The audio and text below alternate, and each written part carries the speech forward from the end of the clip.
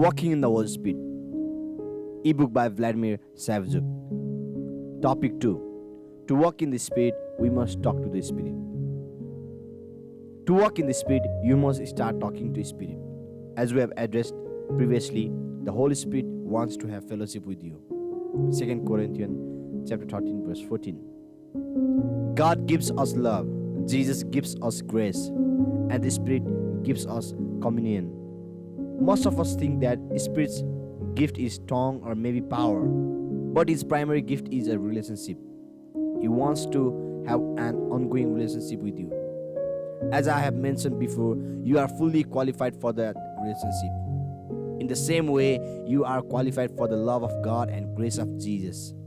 He desires that intimacy with all of us, not just with certain special people. His gift is not just conviction but communion.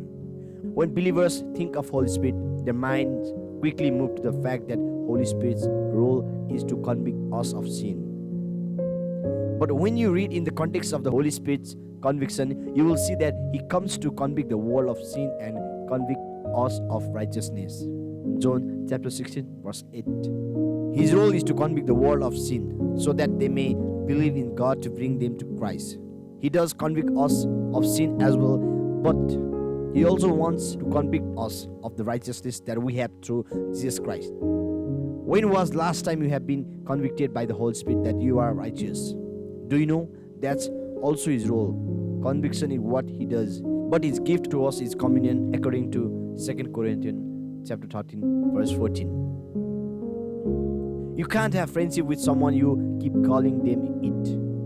Many people don't have fellowship with the Holy Spirit because they view the Holy Spirit as a force instead of friend. They see Him as power, not a person.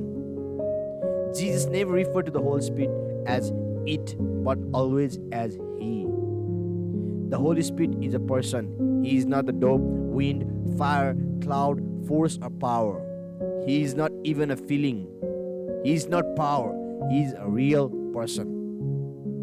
You know, when you think of the Father, there is a human connection that we already have to our own Father. When we think of Jesus, we think of Him as Jewish man. So when we worship Jesus, we don't think of Him as a lamb or lion, but as a person, even though He is portrayed as lamb or lion. But when it comes to Holy Spirit, many people are confused in their mind. They can't have fellowship with Him because they see Him only as a dove, wind, oil, fire. One time, I asked the Lord why He didn't give the Holy Spirit a physical body if He wanted us to have a relationship with Him. I felt God responded to me with something that totally blew me away.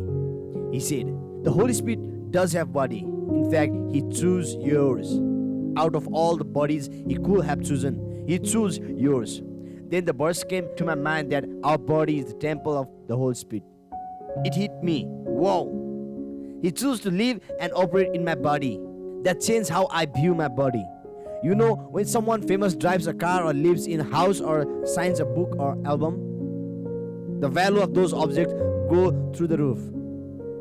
They said that someone was selling car for $1 million because at one time President Barack Obama leased it. The car no longer was just any car, but now its value was raised due to the fact that Barack Obama used it before becoming the president.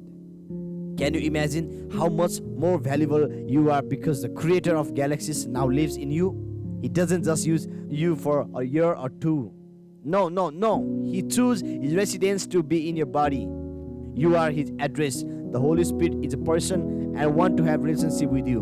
By taking up residence in your body, He also raises the value of your body. If you have felt insecure about your physical appearance, you now have a greater reason not to live in insecurity. You can now live in thanksgiving to the Lord for not only creating your body, healing your body, resurrecting your body in the future and rewarding what's done in the body, but also choosing to reside in your body right now.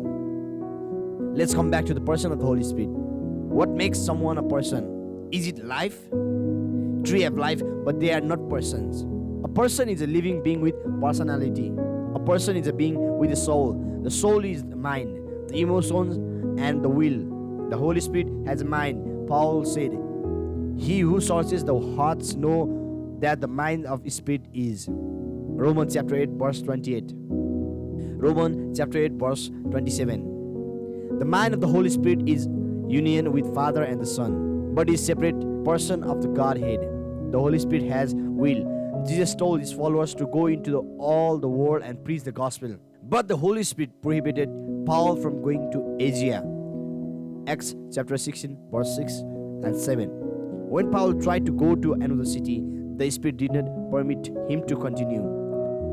The Holy Spirit wasn't against preaching in those cities, but He knows everything better than we do and leads us in a way that helps us to be most effective for God. God did not just give us a map, the Bible. He also gave us a guide, the Holy Spirit. The Holy Spirit's will is in union with the Father and the Son. The Holy Spirit has emotion. The mind, will, and emotions are what gives someone personality, thus making him or her a person. Paul exhorted us, and do not grieve the Holy Spirit of God, by whom you were sealed for the day of redemption. Book of Ephesians chapter 4 verse 30. To grieve the Holy Spirit is to cause him sorrow. He is not a robot or machine without emotion or feeling. Even though he is exemplified as fire and wind, he is none of them, because fire and wind don't have will, mind, and emotions. The Holy Spirit is a person. Our action can bring him joy or displeasure. To talk to the Holy Spirit, we must view him as a person. Some see the Holy Spirit as tongues. Therefore, they think that because they speak in tongues, they have all that there is to have of the Holy Spirit. Speaking in tongues is a powerful gift that unlocks other gifts. But communion with the Holy Spirit is more than just speaking in tongues. Speaking in tongues is evidence of baptism of the Holy Spirit. It's a gift, but the Holy Spirit is a person. No, the Holy Spirit is not tongues, He is God. I knew an ex-Marine who was saved in our church. He was on fire for God. When I moved into my house, I had no television set. While I was out of town preaching, he went to Costco and bought a nice video television. When I returned home, he welcomed me at my house and told me that the television on my wall was his tithe to the church. I was like, I'm not sure that's where the tithing money should go. But since he was baby Christian, I decided to keep the television while he figured out his theology. A few years later, this Marine moved to Hawaii and I lost contact with him. In fact, I tried to reach out a few times and received no response. You know the interesting part? I still have the television. In fact, even today I watched sermon on it. I use it regularly to watch sermons, services, and worship music. I lost connection with him more than 4 years ago, but because of the gift he provided for me, I continue to use it. I know this is not exactly the same when it comes to tongues and Holy Spirit, but you get the picture. It's possible to speak in tongues by faith, but not have any intimacy or friendship with the Holy Spirit. It's possible to walk in the gifts and still lack a relationship. Samson exercised his gift of extraordinary strength, but didn't have any connection to the Spirit of God. Jesus warned of people who cast out demons, heal the sick, and prophesy, but don't know Him and practice sin. Relationship with Holy Spirit must take priority over walking in His power and gifts. Speaking in tongues will fuel your relationship with the Holy Spirit, but don't view the Holy Spirit as merely speaking in tongues. That's like saying that Jesus is a sinner's prayer. The sinner's prayer leads a person to salvation, but Jesus is God and a person, and He is greater than our prayer. The Holy Spirit is more than tongues. He is God. He wants a relationship. That relationship starts with understanding that we must view Him as a person, not it. He wants to be your friend. Stop treating Him as a force. The Holy Spirit is not power. He is a person.